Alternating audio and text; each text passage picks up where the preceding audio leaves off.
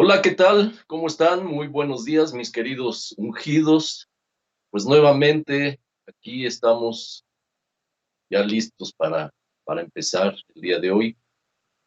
Eh, pues les damos nuevamente la más cordial de las bienvenidas a esta nuestra penúltima reunión dominical del año. Y bueno, pues hoy pues vamos a hacer una reflexión muy personal. Esta reflexión es para mí, pero si les gusta, pues se las voy a poder compartir. Y pues quién lo dijera, estamos a unos días, como dijo el pastor, de celebrar la Navidad y dar por concluido este 2021. Y estas fechas, para mí por lo menos, y creo que para muchas personas, nos lleva a momentos de reflexión acerca de lo que hicimos o dejamos de hacer durante el año y lo que esperamos para el próximo año. Recuerdo que la primera vez que hice un ejercicio de este tipo tenía yo 23 años y en aquel entonces hice una decisión muy importante para mi vida. Tal vez en otra ocasión les cuente de qué se trató esto. Hoy, por cuestiones de tiempo, pues no lo voy a poder hacer. El caso es que a partir de ese momento o de ese día, en estas fechas, acostumbro a hacer un balance del año que ha transcurrido. Cuento mis logros, mis fracasos y pienso lo que quiero para el nuevo año. Hasta hace unos años, específicamente 2014, toda esta disertación se centraba básicamente en lo material. Pues, por ejemplo, qué me había comprado durante el transcurso del año, cuánto había ganado en dinero, cuántos puestos de trabajo había escalado, etcétera. Y en función de todos esos logros, pues hacía mis planes para lo que esperaba para el siguiente año. Y pues les puedo decir que a partir de mis 23 años hasta ese año 2014, todo había sido perfecto, todos mis pronósticos cumplidos, todas mis metas alcanzadas y todo esto, pues lo debo reconocer, me volvió una persona sumamente soberbia, lo cual incluso me llevó a desear levantar y obtener un imperio empresarial y económico hasta que llegó ese 2014. Creo que en alguna de mis reflexiones ya les platiqué, perdón, lo que sucedió ese 2014, así que pues no los voy a aburrir nuevamente con este tema. El caso es que en 2014 dejé esta costumbre de hacer mi balance anual y lo volví a retomar hasta 2019. Prácticamente 6 años tardé en volver a la vida. Aunque ahora mi enfoque es totalmente distinto. Hoy ya no necesariamente aspiro a todos esos logros materiales y económicos y lo que trae consigo. Hoy quiero hacer mi reflexión en base a ese nuevo enfoque en mi vida y le vamos a llamar a esta reflexión imitadores de Dios. Y para esto me voy a basar en el Salmo 112 y Efesios capítulos 4 y 5. Quiero platicarles algo. ¿Han oído hablar o conocen algo de focolares? Les cuento. Focolares es un modismo italiano que significa fuego del hogar, haciendo alusión a la atmósfera cálida y protectora de la familia. Y Focolares es un movimiento a nivel mundial cuya regla de oro se basa en el versículo 12 del capítulo 7 del libro de Mateo, que dice: así que en todo traten ustedes a los demás tal como quieren que ellos los traten a ustedes. Este movimiento actualmente tiene alrededor de 2 millones de miembros en cerca de 180 países. Se cuenta que su fundadora, llamada Chiara Lubich, se reunió con unos amigos en el norte de Italia cuando tenía 19 años. Estamos hablando del año 1939, en plena Segunda Guerra Mundial. Y mientras caían las bombas, ellos se hacían esta pregunta: ¿habrá algo que las bombas no puedan destruir? Su respuesta fue: sí, el amor de Dios. Ellos estaban experimentando el amor abrumador de Dios y querían compartirlo con todo mundo. Y conforme a Efesios 5, versículo 1, imitaron a Dios viviendo una vida de amor. Entonces, pues empezaron a ayudar a los necesitados, compartieron la poca comida que tenían, encontraron ropa para aquellos que no tenían y confortaron a los desamparados. Tanta calidez emanaba de Chiara y de sus amigos que la gente los empezó a llamar focolares. Chiara decía: el amor es práctico, ama a la otra persona como a ti mismo. Imagina, decía, cómo sería el mundo si la regla de oro se pusiera en práctica, no solo entre individuos, sino también entre grupos étnicos, pueblos y naciones, si todos amáramos a los otros países como al nuestro. Y bueno, pues este tipo de ejemplos me hace pensar justamente en mis logros de este año y mis propósitos para el siguiente. Y me pregunto, ¿qué tan bien o qué tan mal aplico Efesios 5:1? Y en la versión de la Biblia The Message dice: observa lo que Dios hace y luego hazlo. Y pienso, ¿realmente me involucro o solo me ocupo de las cosas de Dios en determinados momentos? En mi caso, he tratado de seguir la enseñanza del pastor Ricardo de estar en comunión con Dios todos los días por la madrugada. Y esto, les cuento, fue un propósito que hice hace 2 años. Pero este año creo que lo he cumplido sin fallar un solo día. Pero sigo sintiendo que no es suficiente, hace falta más.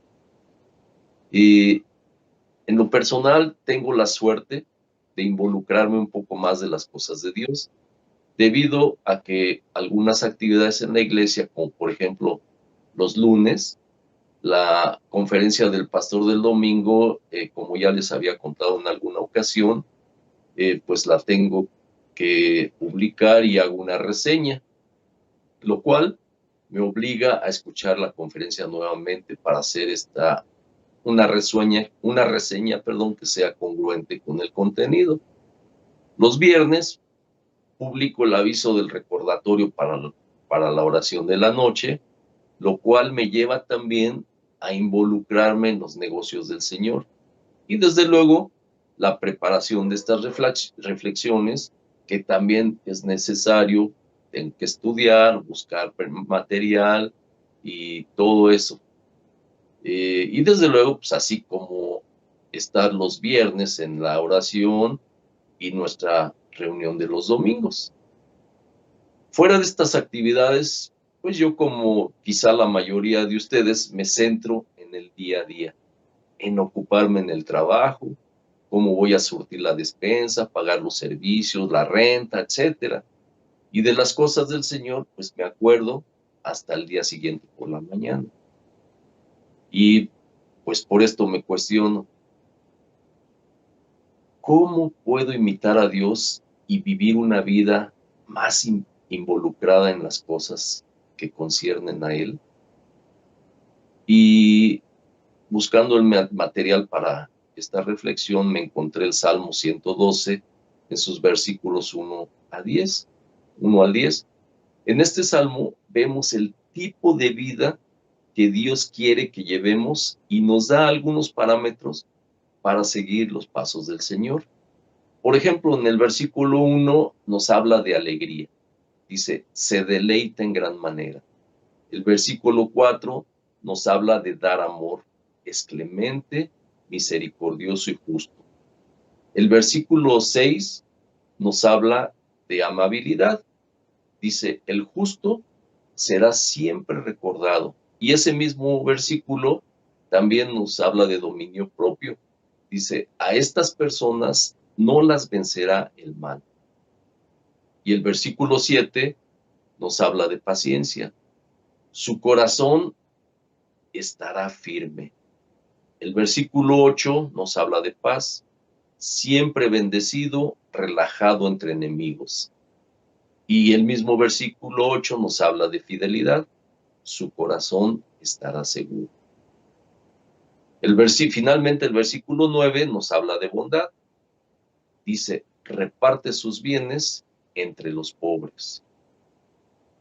Y Efesios 4, capítulo 4, del versículo 17 al capítulo 5, versículo 7, nos habla de cómo ser transformados a la semejanza de Jesús. Jesucristo dio el ejemplo supremo del amor, dando su vida por nosotros. Y Pablo escribe en el capítulo 5, versículos 1 y 2. Dice, por tanto, imiten a Dios como hijos muy amados y lleven una vida de amor, así como Cristo nos ama y se entrega por nosotros como ofrenda y sacrificio para Dios. En estos versículos, Pablo da 6 ejemplos prácticos que constituyen 6 claves de cómo imitar a Jesús. El número 1 nos habla de ser auténticos. Como lo indica la versión The Message, dice, lo que ello supone entonces es esto, no más mentiras, no más pretensiones, dile a tu prójimo la verdad. Después de todo, en el cuerpo de Cristo estamos todos interconectados. Esto lo habla en el capítulo 4, versículo 25. La autenticidad nos libera para admitir que estamos lejos de ser perfectos. Podemos ser débiles y esto nos aleja de la hipocresía. El número 2, ser apasionados. En la versión de Message, en los versículos 26-27, dice, continúa y enójate. Haces bien en estar enojado, pero no uses tu ira como combustible para la venganza. Y no permanezcas enojado, no te vayas a la cama enojado. No le des al demonio este tipo de entrada en tu vida. La ira es una emoción apasionada que necesitamos manejar con mucho cuidado, porque la ira, aunque no es en sí misma un pecado, sí nos conduce a pecar. Por ejemplo, podemos sentirnos apasionadamente iracundos contra las injusticias. El número 3, ser trabajadores y generosos. Y en el versículo 28 de la versión de Message, dice, ¿robaste para saldar tus cuentas? Bueno, pues no más. Consigue un trabajo honesto para que puedas ayudar a aquellos que no pueden trabajar. Aquí Pablo ve el trabajo como parte de una vida santa. El trabajo es en sí mismo es bueno por la satisfacción que trae, pero también requiere mucho esfuerzo, lucha y tiempo, desde luego. Nos vamos al número 4, ser pulcros en nuestro hablar. Eviten toda conversación obscena. Por el contrario, que sus palabras contribuyan a la necesaria edificación y sean de bendición para quienes escuchan. Eso lo leemos en el versículo 29. Las palabras importan y lo que dices es de vital importancia. Con ellas puedes reconfortar o desalentar a las personas. Usa tu boca siempre para alentar y para fortalecer a otros. Como alguien dijo por ahí, animar es como un baño de sol verbal. No cuesta nada, pero calienta los corazones e incluso cambia vidas. Nos vamos al número 5. Ser gentiles y considerados. Abandonen toda amargura, ira y enojo, gritos y calumnias y toda forma de malicia. Más bien, sean bondadosos y compasivos unos con otros y perdónense mutuamente, así como Dios los perdonó a ustedes en Cristo. Eso lo leemos en los versículos 31 y 32. La visión de Pablo es la de una comunidad que se libra de toda amargura, ira y calumnia y acoge a los exdelincuentes, a aquellos que luchan con problemas en sus estilos de vida, a aquellos que están divorciados, a aquellos que se han equivocado. Es una comunidad de personas que necesitan perdón y un lugar donde el perdón fluye libremente, porque las personas perdonadas perdonan. El 6, ser íntegros. El capítulo 5, versículo 3 dice, no haya ninguna inmoralidad sexual, impureza ni avaricia entre ustedes. Tales pecados no tienen lugar en el pueblo de Dios. Aquí vemos que hay una fuerte advertencia de parte de Pablo. Hay perdón por los pecados, pero aquellos que terminan estableciendo su ruta en contra de los caminos de Dios, no heredarán su reino. Eso lo lees en el versículo 5. Y bueno, para terminar, en resumen, hermanas, hermanos, para este nuevo año,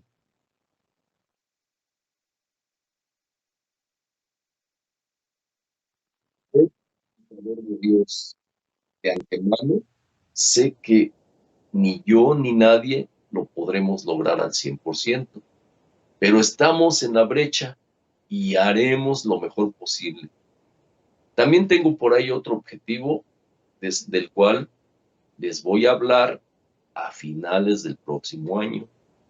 Si Dios lo permite, entonces, dentro de un año, si seguimos escuchándonos primero de Dios, les voy a hacer saber ese objetivo que me propuse para este año y si es que pude cumplir. Si es así, seguramente verán sus frutos el 1 de enero del año 2023. Primero Dios, viviremos para verlo y contarlo. Vamos a orar. Padre, tú mejor que nadie conoces los anhelos de mi corazón para el siguiente año. A través de esta oración, mi Señor, pido tu consentimiento para llevarlos a cabo, si tú lo permites y es de tu agrado. Si es así, tú me darás los recursos necesarios que se traducirán en tiempo, la inspiración, la entereza y determinación para su realización exitosa, conforme a tus deseos, mi Señor. Solo si tú lo permites y solo si tú estás de acuerdo. Padre, también pido tu soporte para poder vivir una vida que, como dice Efesios 5, versículo 1, sea tu imitador y ser más como Jesús. En el nombre poderoso de Cristo Jesús. Amén, amén y amén. Bueno, pues esta fue nuestra penúltima reflexión del año. Nos vemos el próximo jueves. Recuerden que, no, esta es la velada de oración, perdón. Estoy pensando que esta reunión la vamos a llevar a cabo el jueves. No, esa es la velada de oración. Va a ser el jueves a las 8 de la noche. Preparen sus elementos para la Santa Cena. Hacemos una breve pausa y continuamos. Que tengan una excelente y bendecida semana. Nos vemos el próximo domingo.